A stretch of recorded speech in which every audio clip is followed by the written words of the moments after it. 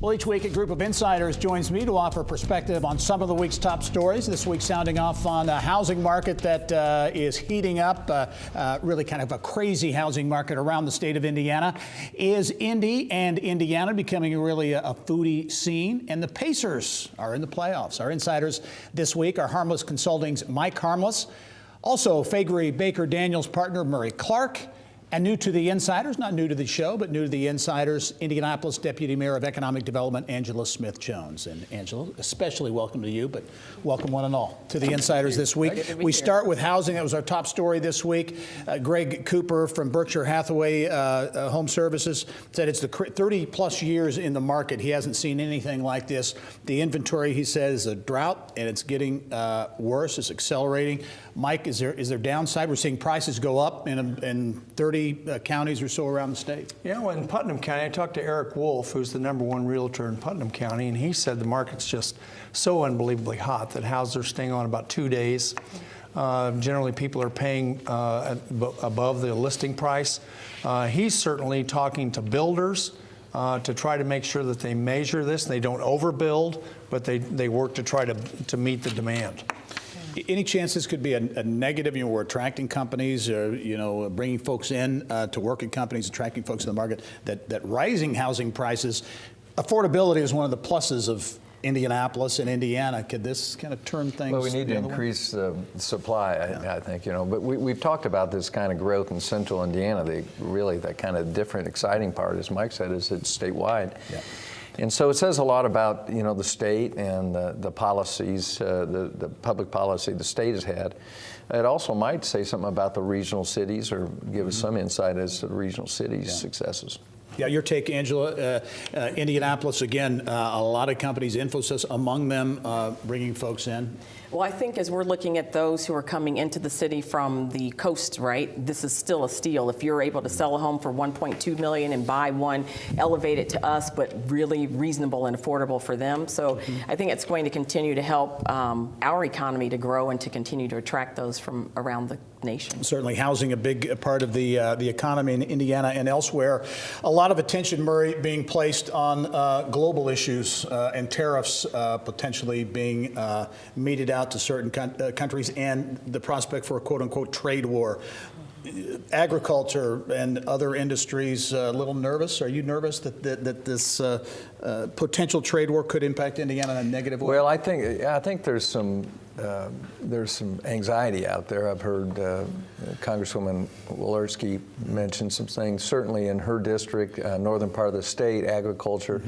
I'm actually optimistic, though, that the trade policies will work out in the end, so they won't be harmful to Indiana. But I am a little anxious about it. Yeah, and soybeans and pork and all the wonderful exports that we export to all over the world, and so I'm really worried about it. But I'm hopeful, as Murray is. I just hope that there'll be cooler heads and they'll sit down and figure it out and make it equitable.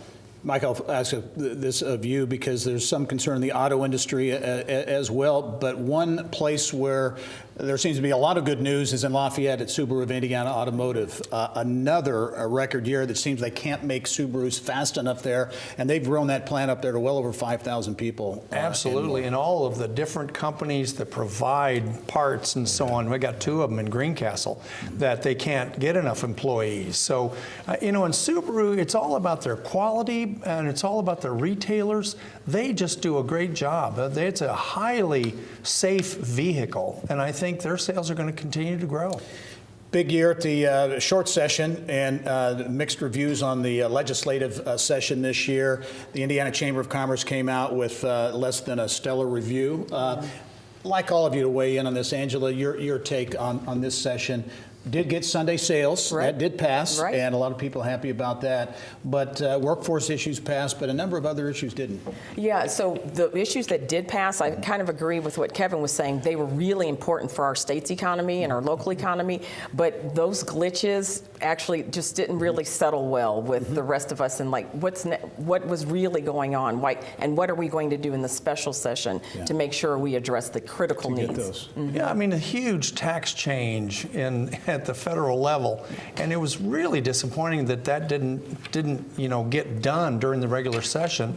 I just wonder what their priorities were. That seems to me it should, as a former, working for Crow Horwath, I mean, it just seemed that was critical all over the state of Indiana, and I was disappointed that it didn't get The done. Chamber's point, too, was, or they talked about after several years of, in their view, very positive outcomes of the legislature, they were a bit disappointed. Yeah, I'll take a little different slant on this at the risk of being called an apologist for the legislature.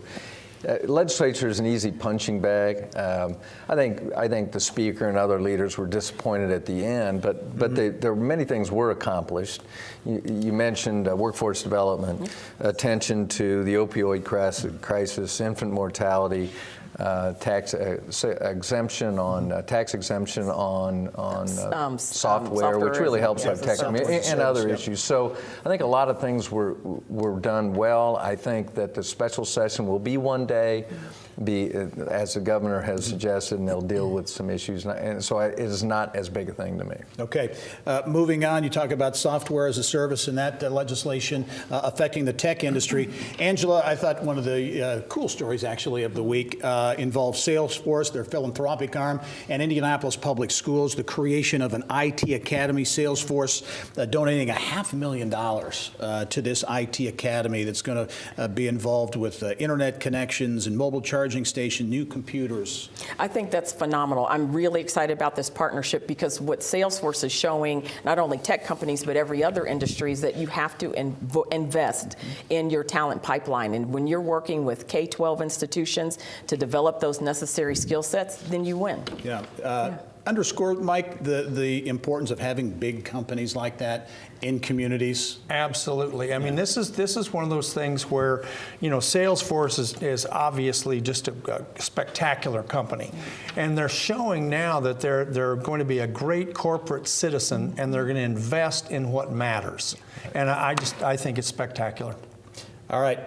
Indianapolis, Indiana, as a foodie destination. Yes. Who would have thought it a while ago? But a number. It seems like here in central Indiana and in places around the state, lots of new restaurants. Angela, I know I saw you there at the Hedge, yes. The opening. Kimbal Musk, the restaurateur, who said he loves Indianapolis. Yes. Got 2 restaurants, and I've been hearing rumors there may even be another one, a third one coming online. Your take on Indianapolis in particular as a food destination? I think we've transitioned over the last decade and a half in an incredible way to really focus on local produce, local proteins, and really giving back to the community, and that's taking us really to a new level with food. Absolutely, and I love all the different farmers that are providing all the different foods. In Greencastle, when Myers Market opened up, we had a butcher shop in Greencastle. Now they're providing all the butchered items to all the different restaurants. So, I mean, it's all working. And a lot going around the state. Murray, we were talking about Ruth's Chris opening a restaurant next month in downtown Fort Wayne. Right. Well, to Angie's comments, great local restaurateurs. Larry Griggers, who's built 2 great steakhouses here, is now going to Fort Wayne. Fort Wayne has a great culinary environment and culture there, too. So. All right, we've got 30 seconds. I'll give you the last word, Murray, on the Pacers and the playoffs. Now, who would have thought at the beginning of the year that the Pacers would be sniffing the playoffs? They're in the playoffs now, and it's been a surprising year. Yeah, so I love when you give me these sports questions. Yeah. So we'll sweep the first series. We'll easily take the second one. Probably win the whole thing. The NBA, easily. the NBA championship. NBA, yeah, you'll see maybe the 2 NBA finalists tonight. Okay, we have that digitally saved, and we'll play that back. Murray Clark, Angela Smith-Jones, Mike Harmless. Great perspective and predictions as well, and we'll be right back.